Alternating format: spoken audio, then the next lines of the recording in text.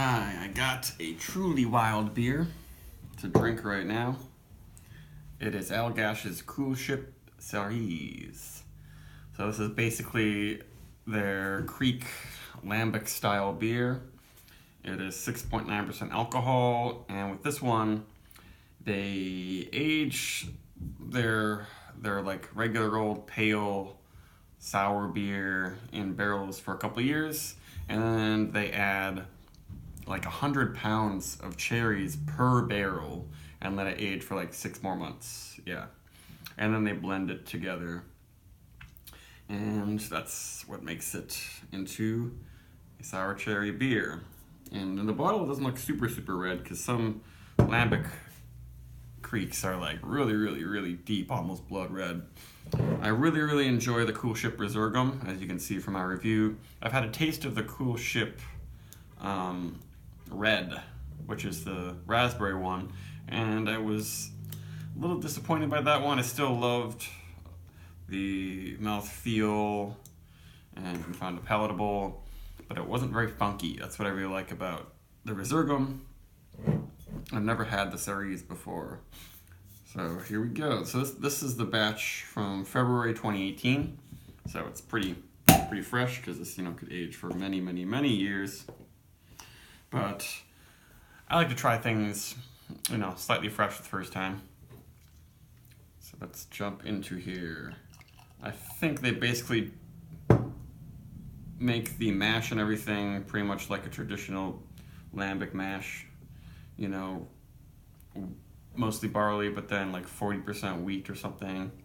Of course, my glass is a little dirty, but the carbonation is usually very vigorous in this style, and that is looking nice. Yeah, this is kind of a light pinkish amber hue. It's not deep, super red, but they definitely use a good amount of cherries in it. And I'm smelling some cherry notes already, but I've got a good natural carbonation. Glass still has some bubbles in there. Whoop. That one is for all of our friends on the table. Yeah, lots of little bubbles coming up there. A little bit ahead, but you can tell it's a sour beer. It's not going to stick around forever.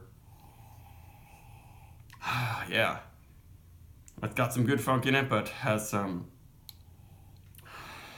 deep, earthy cherry happening. It smells a little bit like a Flanders Red, maybe not quite. It doesn't have that caramel malty note to it, but has almost a sweet, spicy cinnamon note. And some funk, some deep funk in there. It's not overwhelming, but when you get your nose in there, it's on the edge of porta potty, which I don't mind a little bit of that. Sort of barnyardy, horsey. I'm not getting big hay notes or anything. And the bubbles are still going crazy. Lots of tiny bubbles. Not sure if you can see it that well in there. Doesn't smell like it's going to be super sour. Just my mouth isn't really quite watering from just the aroma, which with really sour beers, when you sniff it, it makes you pucker almost. But let's drink this thing. Ooh. Drier and more earthy than I expected. Almost leathery notes.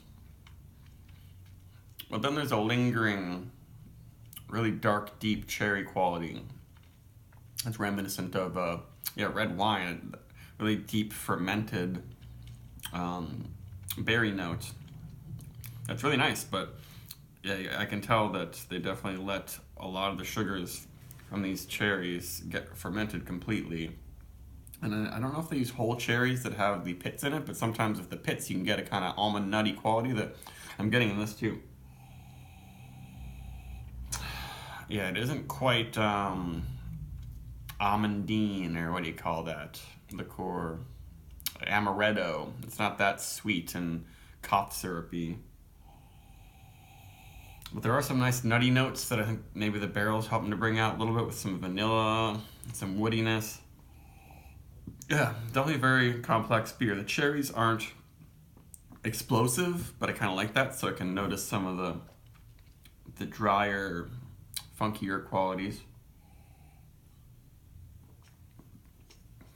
Has a nice body to it.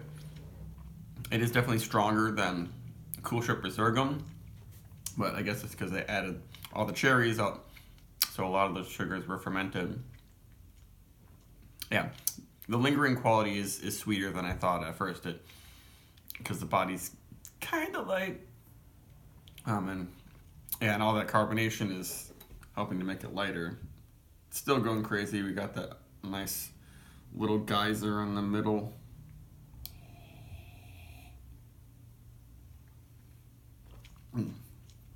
Yeah, if you're looking for a super puckering, in-your-face sour cherry experience, this isn't really that beer. And that's why I like it a little bit more. I still think Resorghum is my favorite. But this is really, really well made, and I don't know if I've had a sour cherry beer quite like this. Because, yeah, as I said, a lot of the Belgian ones are way more cherry in your face. And a lot of American ones don't have the funk this one has. But since it's got, the spontaneous wild fermentation, I don't know if y'all know about Coolship, but the Coolship is a vat where they put the unfermented beer in there and they expose it to the open air. So that's why they call this a spontaneously fermented beer, but usually after they've been doing this for years, because they've been doing this for years at Allagash, the barrels that they then age it in, that's where a lot of the yeast and bacteria live, and they kind of know which barrels are better. I wonder if they even have like a scientist who analyzes the microbes that are in each of those barrels, so they know that. If you know that, then it's clearly not super spontaneous wild. You know what's happening in there, and you can pick all the barrels that create good batches of beer. So it's not like it's magic or anything. Yeah, it's right on the edge of being a little medicinal.